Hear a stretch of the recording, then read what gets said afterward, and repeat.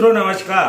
Parameter of law channel पर मैं आपका मित्र रिटायर्ड जज अशोक शर्मा आपका हार्दिक अभिनंदन करता हूं। आज मैं एक बहुत ही महत्वपूर्ण विषय ऑल इंडिया बार एग्जामिनेशन, यह आपको जो वकालत का रजिस्ट्रेशन है वो LLB करने के बाद 3 साल की आजकल प्रैक्टिस आवश्यक हो गई है। और ये ऑल इंडिया बार एग्जामिनेशन का जो पैटर्न है उसके लिए सबसे पहले इसका सिलेबस ले लें, बाजार से गाइड ले लें। और इसमें सबसे पहले कुछ बातें जान लें कि इसमें एक तो नेगेटिव मार्किंग इस एग्जाम में नहीं है, बहुत टफ एग्जाम है ये, और इसके अंदर आधे बच्चे लगभग फेल हो जाते हैं। तो आपको कौन से विषय ज़्यादा ढंग से कंसंट्रेशन से पढ़ने हैं, लॉ लेट डाउन क्या है, क्रोनोलॉजिकल ऑर्डर क्या है, ओवर रूल क्या, कौन सी रूलिंग हट गई हैं, ये सारी बातें और कैसे कैसे आपको पढ़ना है ऑल इंडिया बार एग्जामिनेशन के लिए तैयारी के लिए पहले अटेम्प्ट में आप निकल जाएं।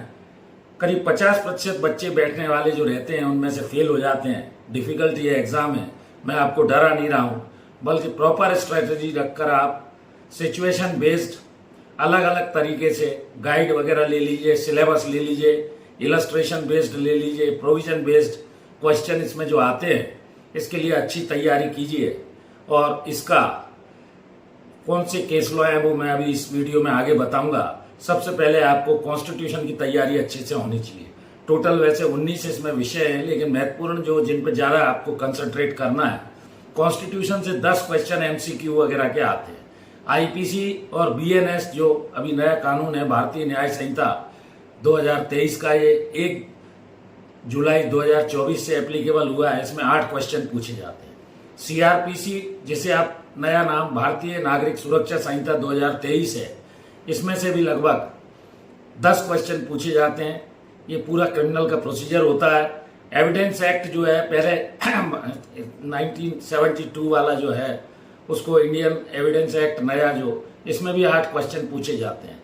सिविल प्रोसीजर कोड 1908 का जो आज तक वर्तमान में सिविल मामलों में लागू है, इसमें पूरी प्रक्रिया कोर्ट में सिविल दावों की बताई गई है। इसमें 8 क्वेश्चन आते हैं, जिसमें डिवोर्स हो सकता है, मेंटेनेंस हो सकता है, प्रॉपर्टी संबंधी विवाद हो सकता है, रुपए पैसे का मनी सूट हो सकता है, B टाइप का। ये इसमें से 8 क्वेश्चन करीब पूछे जाते हैं CPC के। फैमिली लॉ जो पारिवारिक लॉ है, जैसे फैमिली लॉ में हिंदू लॉ वगैरह है, मेंटेनेंस एडॉप्शन एक्ट है, इसके अलावा एडॉप्शन एक्ट है। और फैमिली लॉ में इसमें आप पता कर लें मोमनल लॉ भी हो सकता है। तो ये सिलेबस देख लें, उसके हिसाब से आप इसकी तैयारी करें। 8 क्वेश्चन इसमें से पूछे जाएंगे। एक कॉन्ट्रैक्ट लॉ होता है जिसे भारतीय संविदा अधिनियम 1872 कहा जाता है। स्पेसिफिक रिलीफ एक्ट है, ट्रांसफर ऑफ प्रॉपर्टी एक्ट है, निगोशिएबल इंस्ट्रूमेंट एक्ट है। इनमें भी करीब 5 प्रश्न आपको पूछे जाते हैं, 8 प्रश्न पूछे जाते हैं। और कंज्यूमर प्रोटेक्शन के लिए law of tort, motor vehicle act वगैरह के भी करीब 5 प्रश्न पूछे जाते हैं। मैंने जैसा बताया कि नेगेटिव मार्किंग नहीं है, बेयर एक्ट्स रख लें जिनमें कोडिफाइड है, जिनमें नहीं है उनमें बुक्स ले लें। तैयारी अच्छे से करें, प्रायोरिटी पर करें। वकालत में भी ये आपको सारे अधिनियम जो मैंने अभी बताए, constitution, BNS 2023, BNSS 2023, evidence act, CPC, family law, contract law, specific relief act, transfer of property act, negotiable instrument act, law of tort, motor vehicle act, consumer protection, ये सब आपको काम आगे आएंगे। अब जब आप प्रॉपर स्ट्रेटजी और सिचुएशन बेस्ड अलग अलग तरीके से तैयारी करेंगे, illustration based, provision based question आते हैं, MCQ आते हैं, इसके लिए बाजार से 4-5 गाइडें अलग अलग पब्लिशर्स की ले लें, दिन रात पढ़ाई करें, तो निश्चित तौर पर जो बच्चे ऑल इंडिया बार एग्जामिनेशन का पैटर्न है, प्रोस्पेक्टस है, उसके हिसाब से पिछले पेपर देखकर आप इसको क्लियर, मेरा ऐसा मत है, एक ही बार में कर लेंगे। अब AIB एग्जाम में कुछ ऐसे केस लॉ हैं जो आपको जाननी चाहिए। सुप्रीम कोर्ट के महत्वपूर्ण निर्णय को जानना आपको जरूरी है। AK गोपालन का एक केस हुआ था 1950 का, ये प्रिवेंटिव डिटेंशन लॉ से संबंधित है, ये आपको जानना चाहिए। उसके अलावा अपराध करने के पहले जिसमें निवारक विधि बताई गई है। दूसरा है शंकरी प्रसाद वर्सेज यूनियन ऑफ इंडिया, ये भी 1951 का केस है, इसको आपको पढ़ना चाहिए। Part 3 of the constitution, parliament amend नहीं कर सकती, ऐसा इसमें होल्ड हुआ था कॉन्स्टिट्यूशन में अमेंडमेंट के बारे में। इसके बाद एक बारबरी केस है इंपॉर्टेंट 1960 का, ये आपको इंदू बारबरी, ये आपको जानना चाहिए। प्रियम्बल ऑफ द कॉन्स्टिट्यूशन के संबंध में गोलकनाथ का एक केस हुआ था 1967 का, जो अमेंडमेंट के बारे में है और इसमें पार्लियामेंट कर सकती है नहीं कर सकती, ये सारी बातें बताई गई हैं। इसके बाद केशवानंद भारती का केस है जो 13 जजेस की बेंच का लार्जर बेंच का केस है, जबकि गोलकनाथ का जो केस था वो 11 जजेस का था, जबकि Keshavananda Bharati versus state of Kerala का 13 जजेस की बेंच 6-7 का था। इसमें यह कहा गया कि जो basic structure of the constitution है वो उसको चेंज नहीं किया जा सकता है। गोलकनाथ के दिए गए निर्णय को केशवानंद भारती के केस में पलट दिया गया था, बदल दिया गया। एक और मामला है इंदिरा गांधी वर्सेस राजनारायण 1975 का, ये 39वां संशोधन किया गया था चुनाव के बारे में इंदिरा गांधी के समय में, ये आपको जानना चाहिए।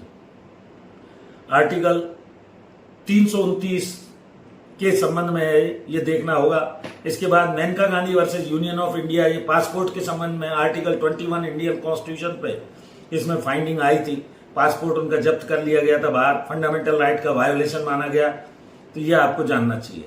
इसके बाद इंदिरा साहनी का case versus union of India 1992 का मामला है, ये भी आपको इसमें पढ़ना होगा। SR मुंबई का केस है, बॉम्बई का केस है SR मुंबई 1994 का। ये कुछ ऐसे केसेस हैं।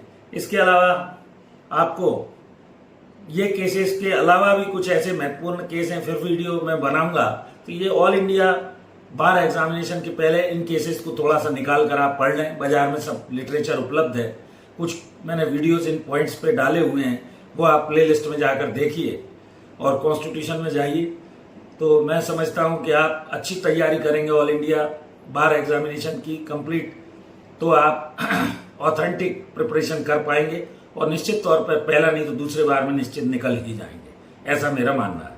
आप इस तरह AIB के एग्जाम को क्लियर कर सकते हैं, फिर स्टेट बार में भी है, आप एनरोलमेंट ले सकते हैं, वकालत कर सकते हैं, लॉ ऑफिसर बन सकते हैं, APP बन सकते हैं, सिविल जज बन सकते हैं। तो ये वीडियो लीगल फ्रेटर्निटीज जुड़े हुए सारे बच्चों के लिए मैंने बनाया है, जो महत्वपूर्ण है। वीडियो को सभी को भेजें, लाइक कीजिए, शेयर कीजिए। जो लोग चैनल से अभी तक नहीं जुड़े हैं वो सभी से मेरा विशेष अनुरोध है कि वे पैरामीटर ऑफ लॉ चैनल को अवश्य देखें। मैं छोटी छोटी जानकारियों के माध्यम के लिए वीडियोस बनाकर आपकी जानकारियों को बढ़ा रहा हूं। मैं कहता आ रहा हूं कि नॉलेज इज पावर। आपको अगर विधि की जानकारी है, कानून आप जानते हैं देश का, और हर प्रत्येक नागरिक को जानना ही चाहिए, ऐसा मेरा मानना है। लगभग मेरे 87,300 के करीब सब्सक्राइबर हैं, 3300 से ऊपर 3400 से ऊपर वीडियो डल चुके हैं। जुड़ जाइए इससे। एक और विशेष अनुरोध, मेरी धर्मपत्नी श्रीमती अर्चना शर्मा का भी यूट्यूब पर एक चैनल अर्चना RT हब के नाम से है, कृपया उसको भी देखिए, चैनल सब्सक्राइब कीजिए, वीडियोस देखिए, लाइक कीजिए, शेयर कीजिए। मैं हृदय से आभारी हूँ। और जो विषय हो वो आप कमेंट सेक्शन में डालिए, मैं उस विषय पर निश्चित तौर पर वीडियो बनाने का प्रयास करूंगा। धन्यवाद। इस वीडियो में यहीं तक, फिर नए विषय के साथ मिलते हैं। Thank you for watching this video. नमस्कार।